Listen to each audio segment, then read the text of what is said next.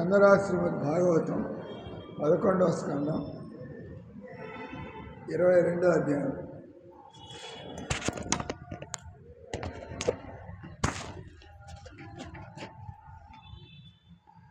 సృష్టి తత్వముల గణనము 9వ శ్లోకం.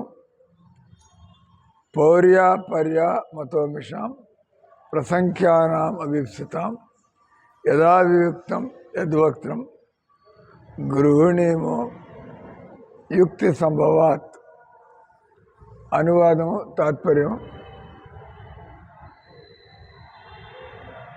కృష్ణ కృపా శ్రీమూర్తి భక్తి వేదాంత స్వామి శ్రీల ప్రభుపాదికి ఎవరు చదువుతున్నారు అడిగి టాక్ టు దెమ్. భగవద్గీత అండి, తెలుగు వాళ్ళు ఎవరైనా పోయి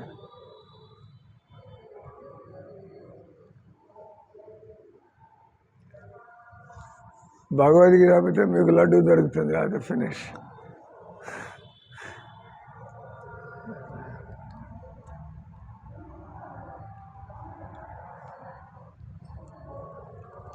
కనుక ఈ తత్వవేత్తల్లో ఎవరు పలికినా తమ గణన యందు వారు భౌతిక తత్వాలని వాటి సూక్ష్మ కారణాలతో చెప్పిన వాటి తదనంతర తాకుమాకండి. ఇక్కడ అడిగో ఏం కొత్తగా కాళ్ళు తాకుమాకండి, దూరం నుంచి దండం పెట్టి వెళ్ళిపోతాను.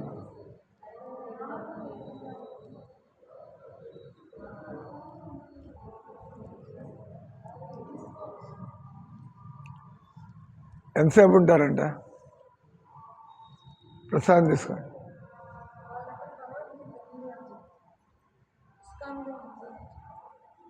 మీ తెలివితేటలు అది కాబట్టి ఇంకోటి నమ్ముతారు. బలవంతం చేస్తే చీప్ అంటారు తెలివితేటలతో. ఇది మీరు కూడా ప్రచారానికి పోతున్నారా? ఏంది రూమ్కి పోతున్నారు? అబద్ధం చెప్పమాకండి. క్యా హై ఆప్కా నామ్? మీ పేరేం చెప్పలేదు వాళ్ళు వస్తున్నట్టు. మీ పేరేం చెప్పలా? వెళ్ళి వచ్చింది ఆవిడ కలుసుకోండి. అయితే ఆనకి బాధ పతా కర్నా పడేగా గయా నహీ గయా.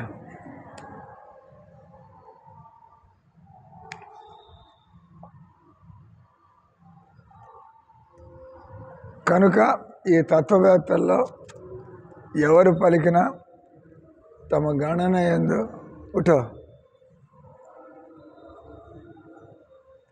जो मंदिर में रहते हैं वो कुछ किताब बेचेगा तब लड्डू मिलेगा, बस नॉट अदरवाइज.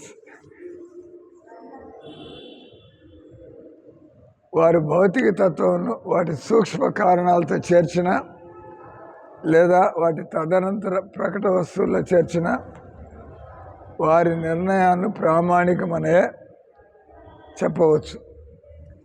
విభిన్న సిద్ధాంతాల్లో ప్రతిదానికి తార్కిక వివరణ వసగవచ్చు. తాత్పర్యం: అసంఖ్యాక తత్వవేత్తలు వివిధ దృష్టికోణాల్లో భౌతిక సృష్టిని వివేకంతో వర్ణించిన కృష్ణ చైతన్యం లేకుండా ఎవడు జ్ఞాన పరిపూర్ణతని పొందజాలడు. కనుక బుద్ధిమంతుడైన వాడు భౌతిక జగత్తులో తాను తత్వ నిర్ధారణ చేసేందుకు విద్యాగర్వితుడు కారాదు. వైదిక విశ్లేషణ పథాన్ని అనుసరించేవాడు నిస్సందేహంగా భౌతిక సృష్టిని గురించి మిక్కిలి తెలిసి భగవంతుడు పలికినాడు. ఆయన ఆఖరికి మనిషి భగవద్భక్తునిగానే కృష్ణ చైతన్యంలో తన జ్ఞానాన్ని పరిపూర్ణము చేసుకొనవలసి ఉండను.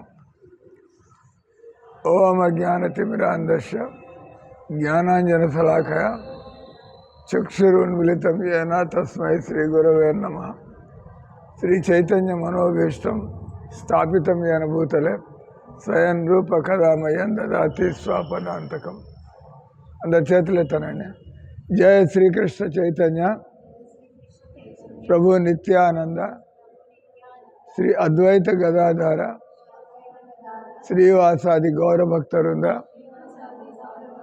హరే కృష్ణ హరే కృష్ణ కృష్ణ కృష్ణ హరే హరే హరే రామ రామ రామ హరే హరే హరే కృష్ణ కృష్ణ కృష్ణ హరే హరే హరే రామ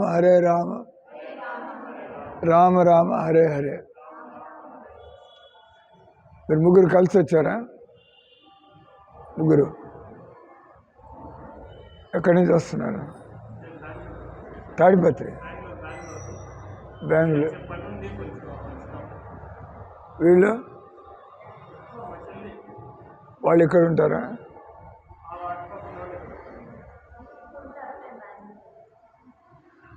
వీళ్ళు ఎక్కడ ఉంటారా? నెల్లూరు కాదు కదా, మరి ఇక్కడ ఉంటారండి. ఇక్కడ ఉంటారంట. ఇక్కడెక్కడ? ఉదయగిరి. అదే ఉదయగిరి నుంచి వచ్చారు. ఇక్కడికి ఎందుకు వచ్చారు ఉదయాన్నే?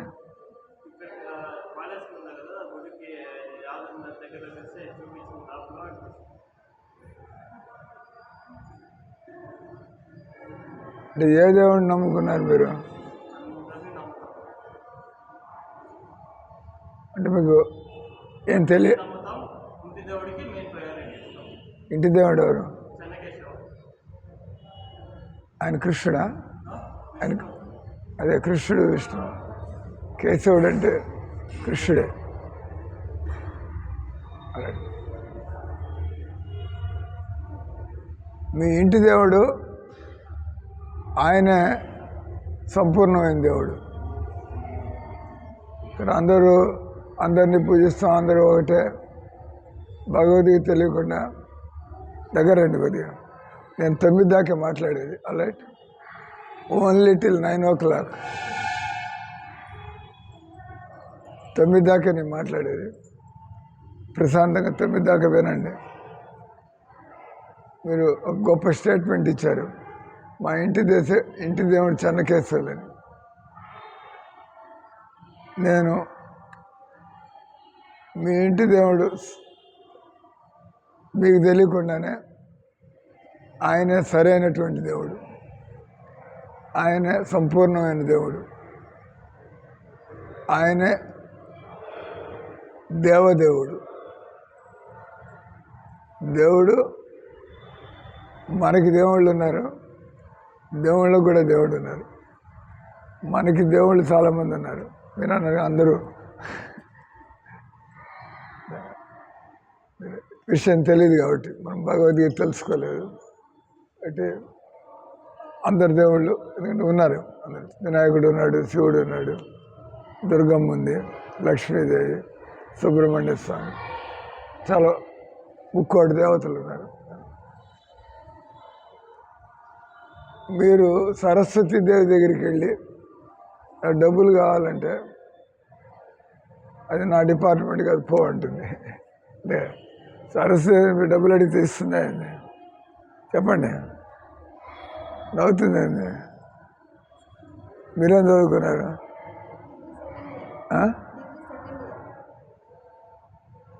ఏంటి ఆర్ట్సా, కామర్సా, సైన్సా?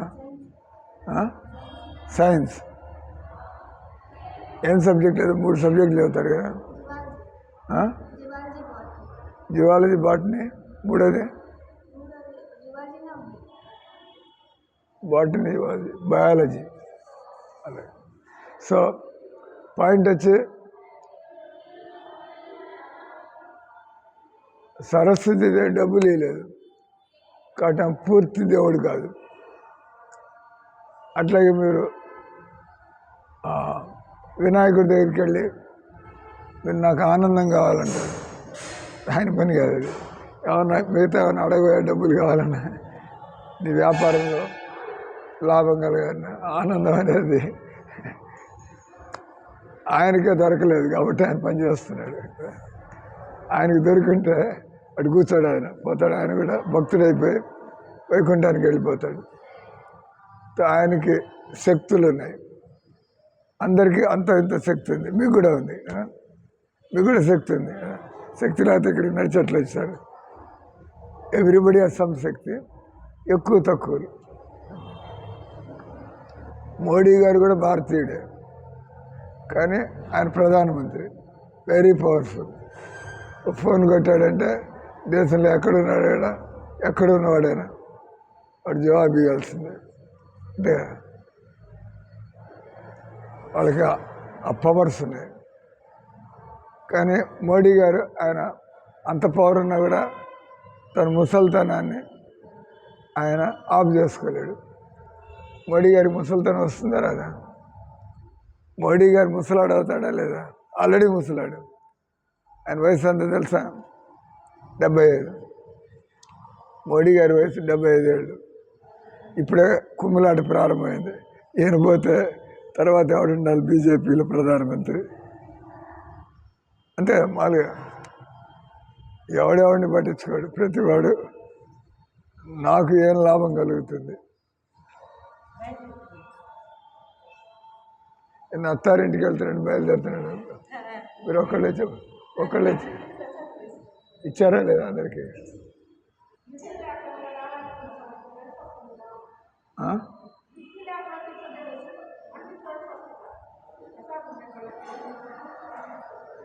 మీ మేడంకి చెప్పండి, మీ రాజేశ్వరమ్మకి చెప్పండి,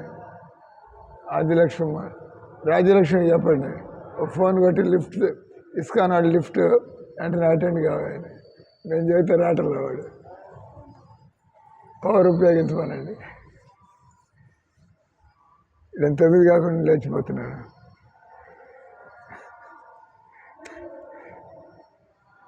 అలా టైం అయిపోయిందా మీకు? 9 దాకా ఉంటా అన్నారు కదా, 9 దాకా ఉండలేరా? 9 దాకా ఉండలేరా? అంటే ఇది సనాతన ధర్మం. ఒక కితాబ్ రథయాత్ర पैम्फलेट, कुछ छोटा मोटा कुछ किताब, नहीं तो तुमको लड्डू नहीं मिलेगा. तो ఇక్కడ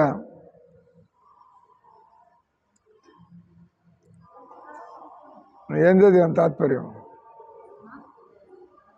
ఏం చదివాం? ఏం విన్నారు?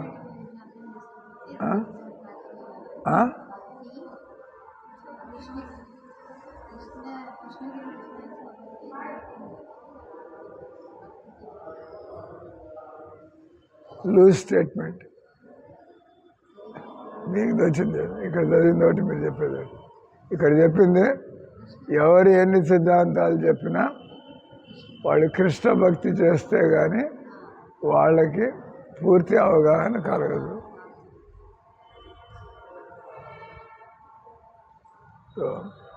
అంటే అవన్నీ తెలియకపోయినా కృష్ణ భక్తిలోకి వచ్చేసామంటే మనకి సర్వోచ్చ లాభం కలుగుతుంది. ఏమట్లా అంటే ఇక్కడ ఎన్ని సిద్ధాంతాలు మాట్లాడినా మనకి అసలు విషయాలు తెలియకపోతే అది జ్ఞానమే, కొంత కరెక్టే.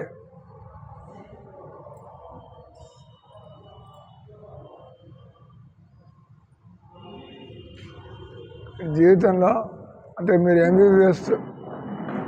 ఎంబీబీఎస్లో అడ్మిషన్ తీసుకుంటారు, 3వ సంవత్సరంలో వదిలేస్తే మీకు ఎంబీబీఎస్ ఇస్తారా? ఏంది డిగ్రీ? ఎంబీబీఎస్ 5 ఏళ్ళు, 3 ఏళ్ళలో వదిలేస్తారు. నాకు న్యూమరాలజీ పిచ్చెక్కింది, నేను పోతున్నా, నాకు వద్దు ఎంబీబీఎస్ అని. వాళ్ళు డిగ్రీ ఇస్తారా? ఇది మీకు పొమ్మంటారు. డిగ్రీలో వాళ్ళు నేను పూర్తి చేయలేదు కాబట్టి. ఆ రకంగా మనం ఆ సిద్ధాంతం ఈ సిద్ధాంతం అది చావు పుట్టుక నుంచి బయటపెట్టలేకపోతే వాటి ప్రయోజనం ఏంది? ఆ సిద్ధాంతం ఈ సిద్ధాంతం ఆనందంగా లేకపోతే దాని ప్రయోజనం ఏంది? ఆ సిద్ధాంతాలు మాట్లాడి ఏడు మొహం పెట్టి కూర్చుంటే ఆ జ్ఞానం వల్ల ప్రయోజనం ఏంది? అవునా కదా శ్యామలమ్మ? వినపడుతుందా లేదా?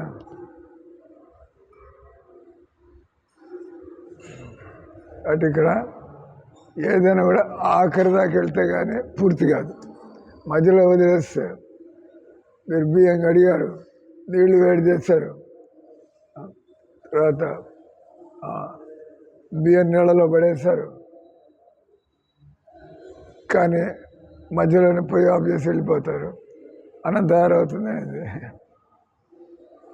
పాడైపోతుంది. ఈ రకంగా ఆఖరి దాకా ఇక్కడ సౌలభ్యం ఏంటంటే బెనిఫిట్. ఆఖరిది ముందర ఎత్తుకుంటే ఎన్ని తెలిసిపోతాయి. ఇది ఎన్ని తెలుసుకుని అక్కడికి రావాలి. వచ్చి అక్కడి దాకా మనంతట మనం పోలేము. మీరు 5వ క్లాస్ చదవండి, 10వ క్లాస్ చదవండి, డిగ్రీ చదవండి, పిహెచ్డి చదవండి, అన్నీ చదవండి, కానీ పుస్తకాలు చదివి కృష్ణుని తెలుసుకునే అవకాశం లేదు. ఇది భగవంతుడు ఆ పద్ధతి పెట్టాల. నన్ను తెలుసుకోవాలంటే పడుతున్నాయి మళ్ళీ ప్రారంభించారుగా, మాకు దండాలు పెట్టడం ప్రారంభించారు లేదా? ఇంతకుముందు హీరోయిన్ లాగా ఇట్లంతా కాదు. మన బుద్ధి బాగుపడాలంటే గురువు గారికి దండం పెట్టాలి. అంటే మందిరంలో పద్ధతి. ఎవరు వచ్చినా మేము ఇండిపెండెంటే కాదు, మేము వచ్చామంటే ఆయనకి దండం పెట్టాలి. మీరు వచ్చారంటే మాకు దండం పెట్టాలి. ఆయన మీ మొహం చూసేదేం లేదు, మేమే మాట్లాడాల్సింది, అంతే కదా.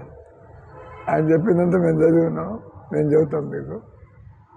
మీరు నన్ను గౌరవించుకుని ఆయన దగ్గరికి పోతే గెట్ అవుట్ అన్నాం కదా, get out. Why is it like this? ఎందుకంటే ఏం నేర్చుకోవట్లేదు కాబట్టి. మేము గట్టిగా చెప్పాం కాబట్టి కొద్దిగా బాగుపడుతున్నారు. ఎవడో ఒకటి చెప్పాలి, లేకపోతే దీన్ని కూడా చెడగొట్టిపోతారు ఇక్కడి నుంచి. అంటే ఎవరో ఒకళ్ళు అథారిటీ. కాబట్టి ఇక్కడ కృష్ణుడి దగ్గరికి వెళ్తే జ్ఞానం అంతా వచ్చేస్తుంది. అన్నీ తెలుసుకున్నా కూడా మళ్ళీ ఒక గురువు దగ్గరికి పోవాలి. న్యూమరాలజీ అంతా తెలుసు మనకే గతి లేదు. న్యూమరాలజీ అంతా తెలుసు, బహుశా డబ్బులు సంపాదించుకోగానే ఎవరికి గ్యారంటీ ఇవ్వలేము. గ్యారంటీ ఇచ్చారంటే మీరు కుప్పలు తప్పలుగా ఉంటాయి డబ్బులు మీ దగ్గర. అది లేదు మన దగ్గర. దేవుడి దేవుడు వాడి పని అయితే మా న్యూమరాలజీ పని చేసిందని చెప్పుకుంటాను, డౌట్ ఏం లేదు. ఇట్లాంటి వాళ్ళని ఎంతమందిని చూస్తాడు. డాక్టర్ గారు ఆపరేషన్ ఫెయిల్ అయితే ఆయన మోహన్ దాటేస్తాడు. ఆపరేషన్ అయితే నేను మీ జీవితాన్ని కాపాడిందని చెప్పుకుంటాడు కదా. వాటి కృష్ణ భక్తులు ఇట్లాంటి పిచ్చి పనులు చేయరు. వాళ్ళు ముందరే చెబుతారు అంతా దేవుడిదే అంటారు. అంతా దేవుడిదే, ఎవడెవడికి చేసేదేం లేదు. అటు ఒక గురువు గారు నీ జీవితంలో కృష్ణుడిని చేరుస్తాడు. ఆయన చెప్పుకోవట్లే నీ జీవితాన్ని ఉద్ధరించేవాడు నేనని చెప్పి. నీ జీవితం సంస్కరించబడే పద్ధతి నేను చెబుతాను. నేను కాదు సంస్కరించేది, పద్ధతి చెబుతాను. పద్ధతి ఏంటంటే హరే కృష్ణ మంత్రం అనడం. అది అంటూ అంటే కృష్ణుడు మీ హృదయంలో చూస్తాడు. ఇది బయట వాళ్ళ కోసం హరే కృష్ణ అంటుంది, తన కోసం అంటలేదు. ఏమీ లాభం లేదు. దేవుడికి తెలుస్తుంది, నాకు తెలీదు. ఈ కామాక్షమ్మ ఈ హరే కృష్ణ మంత్రం దేనికి అంటుంది? తిట్లు తప్పించుకోవడానికి అంటుందా, లేదా కాలక్షేపానికి అంటుందా, లేదా దేవుణ్ణి అమెరికా పంపించాలి మాకు నంబర్ వేయండి సార్ పడినా ఇక్కడ నంబర్ పడిందంటే దేవుడితో మనకి పని మీద అరే దండం బారడం పోతూ ఉంటాడు. కానీ భక్తి మాత్రం కలగదు.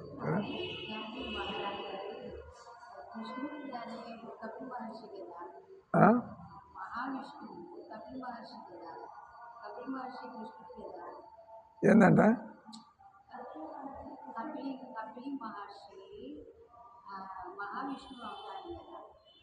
ఇవన్నీ మాకు చెప్పక్కర్లా, మీరు అడగాల్సి ఏంది సార్ అని అడగండి, ఏంటి సార్ అని అడగండి చూద్దాం. అన్నిటికంటే పైన కృష్ణుడు ఉన్నాడు.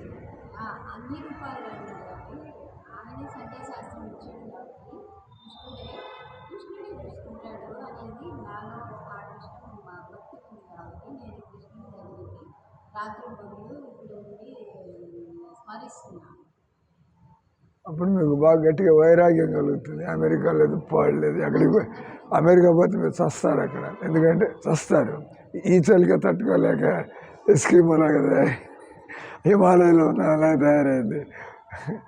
ఈ చలికి ఇక్కడ అక్కడికి పోతే బతుకుతారైంది మనుషులు. అమెరికాలో అమెరికాలో 2 అడుగులు మంచు పడి ఉంటుంది అక్కడ.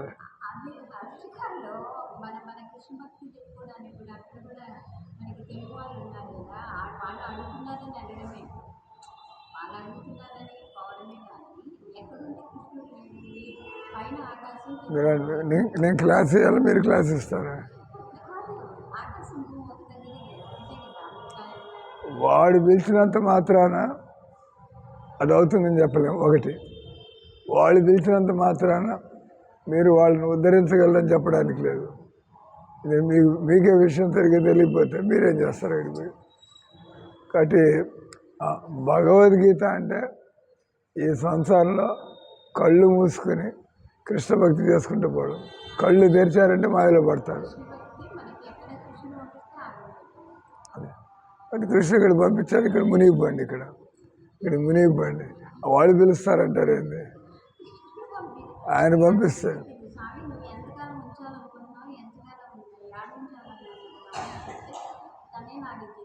ఇంకా ఎక్కువ మాట్లాడమాకండి మీరు, నా టైం అంతా మీరే తినట్టున్నారు.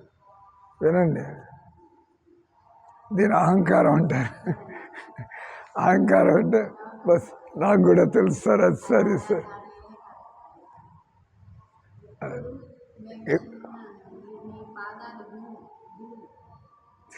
అప్పుడు ఎక్కువ మాట్లాడమాకండి మీరు, చెప్పండి సార్. కాబట్టి ఇక్కడ మనం చెప్పుకుంటుంది రకరకాలుగా మాట్లాడచ్చు. ఇప్పుడు బ్రహ్మదేవుడిని సృష్టికర్త అంటాం, మిమ్మల్ని కూడా సృష్టికర్త అనొచ్చు. కానీ బ్రహ్మదేవుడు లాంటి సృష్టికర్త కాదు మీరు. అదే మీరు కేవలం అన్నం వండగలరు, అన్నం అంతే కదా. మీ వల్ల ఏది పడితే అది చేయడం మీ వల్ల కాదు. అది కూడా దేవుడు బియ్యం ఇస్తే దాన్ని అన్నంగా చేస్తారు. దేవుడు బియ్యం అయితే మీరు ఏం చేస్తారు? ఏం చేసుకోలేరు. ఒక రకంగా సృష్టికర్త అనొచ్చు, ఒక రకంగా కాదని కూడా అనొచ్చు. ఎందుకంటే దేవుడు బియ్యం ఇస్తాం కానీ మనం అన్నం వండలేం. మనం సొంతంగా సృష్టించేది ఏం లేదు. కాబట్టి ఆఖరికి ప్రతిదీ కూడా ఏది తీసుకున్నా కూడా అది న్యూమరాలి. ఇప్పుడు నేను భక్తిని ప్రచారం వరకు చేస్తాను, ఫలితం ఏందో ఆయన చూస్తాడు. నేనేం గ్యారంటీ, నేను ఎవరితో మాట్లాడితే వాళ్ళంతా నా శిష్యులు అయిపోతారు, ఎవరితో మాట్లాడితే వాళ్ళంతా భక్తులు అయిపోతారు. ఎవడికి ఆటలు అట్లా, ఎవడో భగవంతుడు ఎవడికి బుద్ధి పుట్టిస్తే వాడికి నేను మాట్లాడుతుంటే వాడికి అర్థమవుతుంది, వాడికి శ్రద్ధ కలుగుతుంది, భక్తులు అవుతాడు. అంటే నేను చేశాను చెప్పుకోవడానికి చేసేదంతా ఆయన. మనం మన పని చేస్తూ ఉండాలి, మన వరకు మన పని. ఫలితం ఉన్నా లేకపోయినా, ఎందుకంటే ఫలితం మన చేతుల్లో లేదు, పని చేయడం మన చేతుల్లో ఉంది. ఆ పని కూడా ఆయన చెప్పినట్టుగా చేయాలి, అంతవరకు. అంటే ఏదో అమెరికాలో పోయి అక్కడ ఏదో చేసేస్తాం. మనం ఇక్కడుండే వీళ్ళకి భక్తి నేర్పించలేకపోతే అక్కడికి పోయి నేర్పిస్తాం. వాళ్ళు ఇంకా తిక్కగా మాట్లాడుతుంటారు. తిక్క ముదిరిన వాళ్ళు అమెరికా పోతారు, కొద్దిగా తిక్కున్న వాళ్ళు ఇక్కడ ఉంటారు. అసలు తిక్కని వాళ్ళు అట్లా మందిరంలోనే ఉండిపోతారు, ప్రశాంతంగా తింటూ ఉంటే సేవ చేసుకుంటారు. తిక్కున్నంత వరకు ఇంకేదో కలుపుతూ ఉంటారు, అది కలపాలి, ఇది కలపాలి, అటు పోయి చేయాలి, ఇటు పోయి చేయాలి, ఇటు పోయి చేయాలి. అంటే మనకి తెలియదా, మనం 24 గంటలు మనం భగవంతుడి యొక్క శాశ్వత అంశం. అమెరికాలో ఇదే బతుకు, ఇక్కడ ఇదే బతుకు. అమెరికా పోతే మంగళారతి అటెండ్ కావాలా, లేదా చలి ఎక్కువ ఉంది సార్, మంగళారతి క్యాన్సిల్డ్. లేకపోతే అక్కడ ఐస్ రుద్దుకొని మంచు రుద్దుకొని స్నానం చేయాలి. ఇక చన్నీళ్ళే స్నానం చేయలేకపోతున్నాం మనం. ఇక్కడ ఎవరన్నా హీటర్లు వాడుతున్నారా అండి? అబద్ధం చెప్పమాకండి. హీటర్లు ఏమైనా వాడితే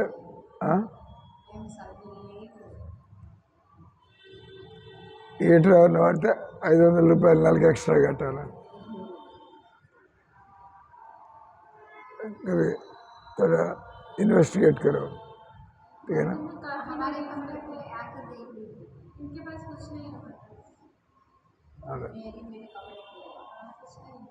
तो ఇక్కడ మనం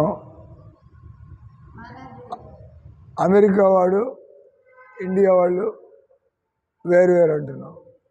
అమెరికా వాళ్ళు ఇండియా వాళ్ళు ఒకటే అని కూడా అనొచ్చు. ఎందుకంటే వాడికి ఉండేది ఒక తలకాయ, అమెరికా వాడైతే 2 తలకాయలు ఉంటాయి, 4 కాళ్ళు ఉంటాయి అంటారా. అంటే మనుషులంతా ఒకటే. కానీ వాడు అక్కడ ఉంటాడు, మనం ఇక్కడ ఉంటాడు. అందుకని ఇక్కడ ఉండేవాళ్ళని హిందువులు అంటారు, లేదా భారతీయులు అంటారు. అక్కడ ఉండేవాడిని క్రిస్టియన్లు అంటారు, లేదా అమెరికా వాళ్ళు అంటారు. అంటే అట కావాలంటే అట చూడొచ్చు, మనుషులంతా ఒకటే అని. ఇట కావాలంటే వేరుగా కూడా చూడొచ్చు. ఇక్కడ చెప్పేది అది. ఎలా మార్చినా కూడా ఇప్పుడు ఈ శరీరం భూమి, జలము, అగ్ని, వాయువు, ఆకాశం. అదే కృష్ణుడు భగవద్గీతలో అన్నది. భూమి ఆపో అనలో వాయు కమ్మనో బుద్ధిరేవచ అహంకార ఇత్యమే భిన్న ప్రకృతి. అంటే మనం అహంకారం పోతే కానీ ఈ శరీరం పోదు మనకి. అహంకారం ఉన్నంత వరకు మళ్ళీ అహంకారం అంటే ఇంకా ఏదో మనకి ఇక్కడ నాకు గుర్తింపు కావాలా, నాకు పేరు కావాలా, నేను అమెరికాలో ఉండి రావాలా, అయినా అహంకారం ఉన్నంత వరకు. అహంకారం అంటే నేను దేవుడి సేవల్లో ఉండాలా, దేవుడు ఎలా ఏర్పాటు చేస్తా దానిలోనే నేను. ఎందుకు మనం వేరే ఏర్పాటు అనగానే మళ్ళీ సొంతగా ప్లాన్లు వేసుకోవాలి. భగవంతుడి ప్లాన్కి ప్యారలల్గా ఇంకో ప్లాన్ కూడా వేసుకుంటాడు. మనకి ఇంకోటేదో కావాలని ఉంది కాబట్టి. ఇక్కడ చెప్పేది అసంఖ్యాక తత్వవేత్తలు వివిధ దృష్టికోణాల్లో వాటన్నాడు. Physics of the soul, chemistry of the soul, biochemistry of the soul, philosophy of the soul. ఈ రకంగా కానీ అల్టిమేట్లీ విషయం ఒకటి, ఆత్మ. అలాగే భగవంతుడు వాడు అల్లా దేవుడు అంటాడు, వీడు కృష్ణదేవుడు అంటాడు, వాడు చెన్నకేశవులు విష్ణుమూర్తి దేవుడు అన్నాడు ఆయన. ఇలాగ వాడికి తెలియదు కాబట్టి ఇది అది ఒకటనే ఆ కాన్ఫిడెన్స్ లేదు. అందరి దేవుళ్ళని పూజిస్తాం కానీ మా ఇంటి దైవాన్ని ఎక్కువ పూజిస్తామని చెప్పాడు. భగవద్గీత అర్థమైతే మనం ఎక్కడికి పోయినా కూడా మనం విషయాన్ని చెప్పగలుగుతాం. ఎందుకంటే భగవద్గీత అర్థమైతే మనకి ఈ గదిలోకి సూర్యుడు వచ్చాడు, వెలుతురు వచ్చిందంటే సూర్యుడు వచ్చాడని చెప్పాలి. అదే కదా, సూర్యుడు వచ్చాడు లేదా ఇప్పుడు వచ్చినాడు, లేకపోతే వస్తువులు ఎట్ట కనబడుతున్నాయి మనకి. రాత్రి ఇదే టైంలో రాత్రి 9 గంటలకి లైట్ లేకుండా ఇక్కడ కూర్చుంటే ఏం కనపడదు. కానీ ఇప్పుడు 9 గంటలకి అంత కనపడుతుంది. అంటే సూర్యుడు వచ్చాడు. అది సూర్యుడు వస్తే మనం బతుకుతామైంది. సూర్యుడికి మీరు ఇప్పుడు సూర్యుడు ఒక చోట ఉన్నాడు, మనం ఒక చోట ఉన్నాం, బతుకున్నాం. సూర్యుడు ఒక 1/2 కిలోమీటర్ ముందుకు వచ్చాడంటే పోతాం మనం అంత. ఇక్కడ దేవుడు ఏర్పాటు కరెక్ట్గా మనం బతకగలిగే పద్ధతిలో ఆ సూర్యుడికి హీట్ పడుతుంది. అందుకే మనం సూర్యుడి దగ్గర పడే ప్రయత్నం చేస్తే మసిబూడిది అవుతాం. అక్కడ కబుర్లు చెప్పచ్చు కానీ చంద్రమండలానికి పోతున్నాం, సూర్యమండలానికి పోతున్నాం, కానీ అట్లా పోవడం వీలు కాదు. ఎందుకంటే ఈ శరీరం ఈ భూమి మీద తప్పించి ఎక్కడికి పనికిరాదు. మీరు చంద్రుడి మీద పోతే వెనక్కి ఎందుకు వస్తున్నారు? అక్కడే ఉండిపోవచ్చు కదా. ఎందుకు వస్తున్నారు? చంద్రమండలం పోయా ఉన్నారు, అక్కడ ఉండొచ్చు కదా. వెనక్కి వాడి పెళ్ళాం గుర్తొస్తుంది, వాడికి లాస్ ఏంజలీస్లో వాడి ఇల్లు గుర్తొస్తుంది. అక్కడికి ఎందుకు పోయి పోతే ఇవన్నీ మర్చిపోయి వెళ్ళిపోవాలి. ఇదంతా కూడా మనకి హరే కృష్ణ మంత్రంతో మనం ఈ విధంగా అన్ని తెగ నరికేయచ్చు. ఈ హరే కృష్ణ మంత్రాన్ని అంటూ ఉంటే మనకు ఉండేటువంటి బంధాలన్నీ, లేకపోతే కృష్ణుని పట్టుకోకపోతే ఇంకేదో పట్టుకోవాలి. ఇది మనం ఇండిపెండెంట్ కాదు. Krishna our independence is relative independence. మనకుండే స్వేచ్ఛ అంతే కదా. మనం ఇక్కడి నుంచి మనం మదనపల్లి పోవచ్చు, మళ్ళీ ఇక్కడికి రావాలా, మదనపల్లి పోవాలా, మనకు తెలిసిన చోటకు పోవాలా, తెలియని చోటకు పోతే లేకపోతే పరిచయం చేసుకుని అడుక్కోవాలి వాళ్ళని, నాకు అంత ఉండడానికి ప్లేస్ ఇవ్వండి అని చెప్పి. మన ప్లేస్ కాదు కదా. ఈ రకంగా మనం ఇండిపెండెంట్ కాదు, ఎక్కడికి పోయినా కూడా డిపెండెంట్. సో మనం ఇస్కాన్లో ఉన్న వాళ్ళంతా కూడా ప్రభుపాద డిపెండెంట్. మనం ప్రభుపాదని మర్చిపోయామంటే మనం కృష్ణ భక్తికి పనికి రాకుండా పోతాం. ఏంటంటే ఆయన నేర్పించాడు మనకంతా. ఎందుకు తెల్లారుదాం లేవాలా, ఎందుకు మొహం మీద తిలకం పెట్టుకోవాలా, ఎందుకు మెడలో కంటిమాలు వేసుకోవాలా, ఎందుకు ఇడ్లీలు బయట వండినా ఇడ్లీలు ఇక్కడ వండినా బయట వండినా ఒకే రకంగా చేస్తారు. కానీ బయట ఇడ్లీలు తినడానికి లేదు, ఇక్కడ ఇడ్లీలు తినాలి. ఎందుకంటే వాడేవాడు ముస్లిం వండి ఉంటాడు, తింటే మీ తలకాయ కాస్త పాడవుతుంది. అంటే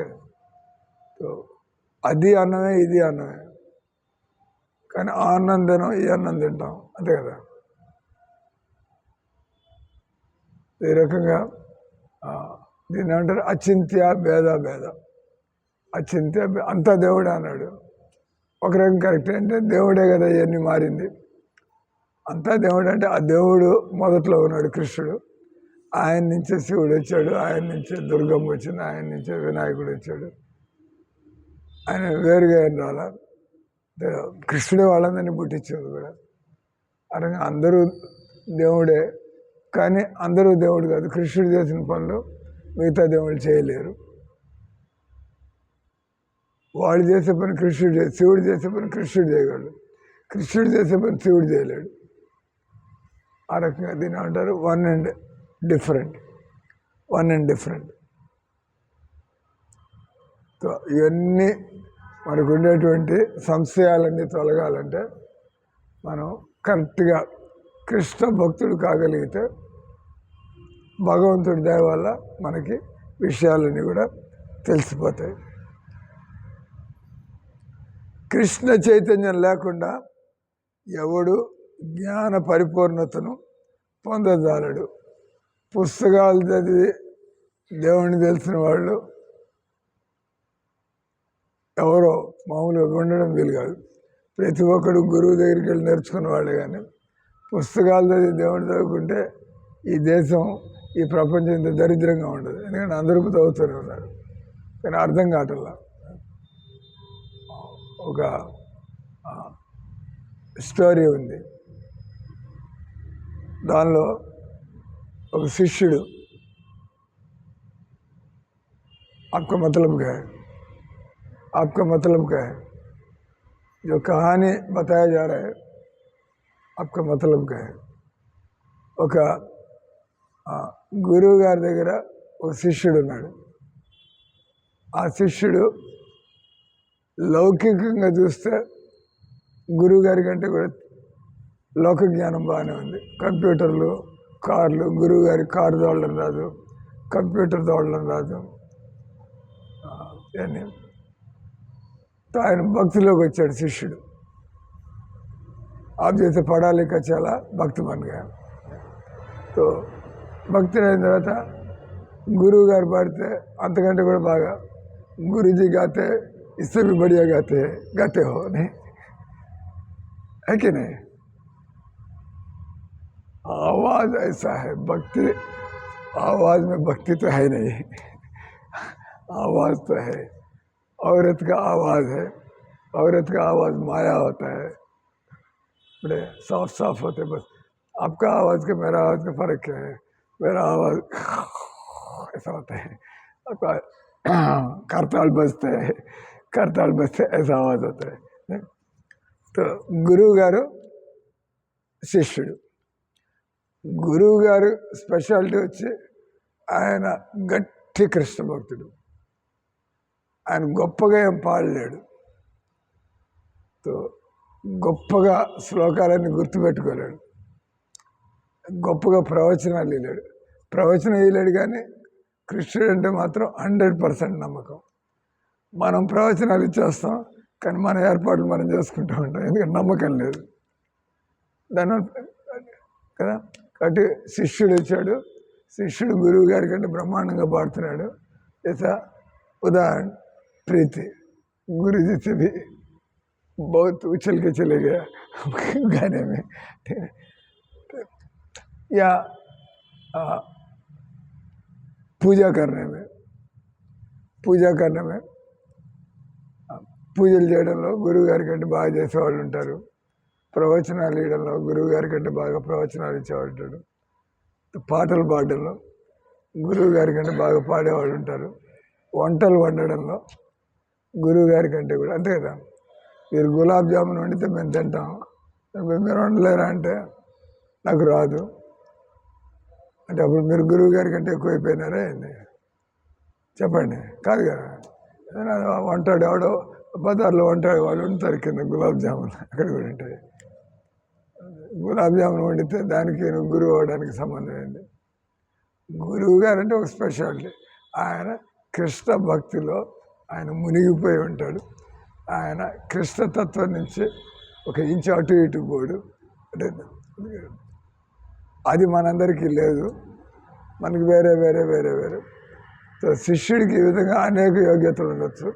జనాలంతా శిష్యుడినే పొగుడుతున్నారు. జనాలు వేరే వాళ్ళు, ఎవరు బాగా వంటలు వండితే వాళ్ళు ఆ వంట ఆమెను పొగుడతారు, ఎవరు బాగా పాడితే ఆమెను పొగుడతారు, ఎవరు బాగా డ్రెస్సింగ్ చేస్తూ ఉంటే దేవుడికి బాగా డ్రెస్సులు పొగుడుతూ ఉంటారు.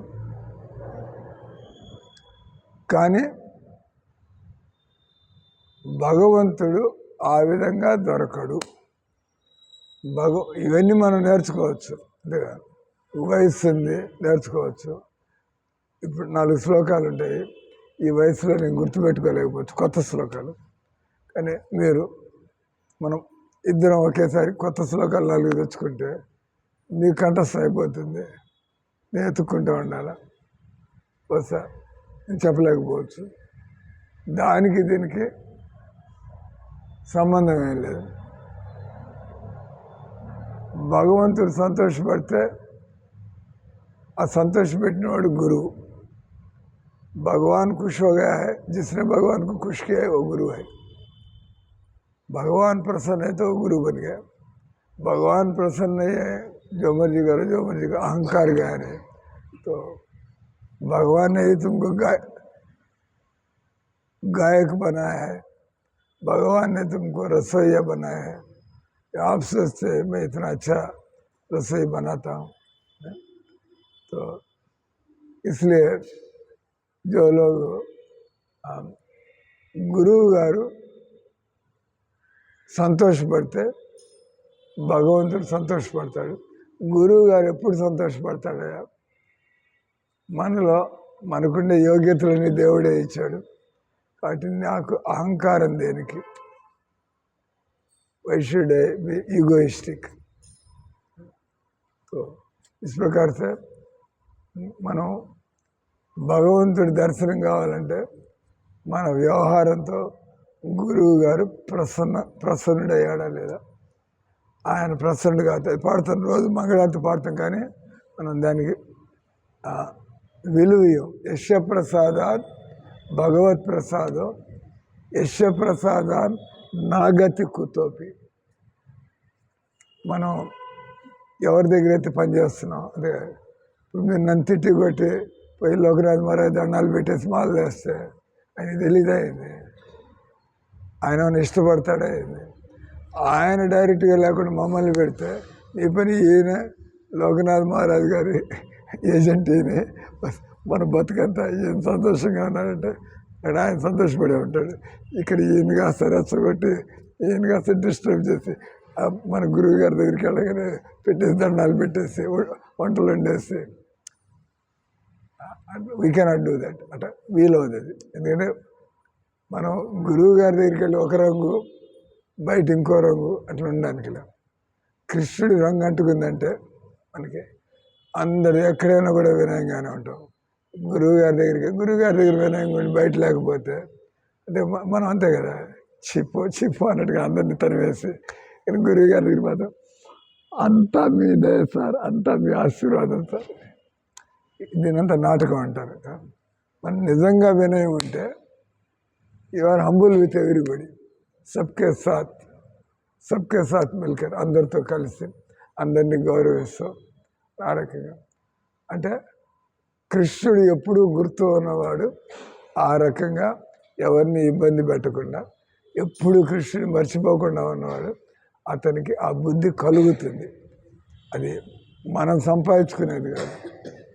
మనం భగవన్నామం జపం చేస్తాం. ఆ తర్వాత గుణాలు ఎవరిస్తారు మనకి? భక్తుల యొక్క గుణాలు కలగాలంటే మన యొక్క ప్రయత్నానికి భగవంతుడు సంతోషపడితే తీసేస్తూ ఉంటాడు. మనలో ఉండే ఈర్ష, మనలో ఉండే క్రోధం, మనలో ఉండే ద్వేషం, మనలో ఉండే సోమర్తనం, మనలో ఉండే తిండిపోతుతనం, ఇవన్నీ పోవాలంటే భగవంతుడి ఆశీర్వాదం ఉండాలి.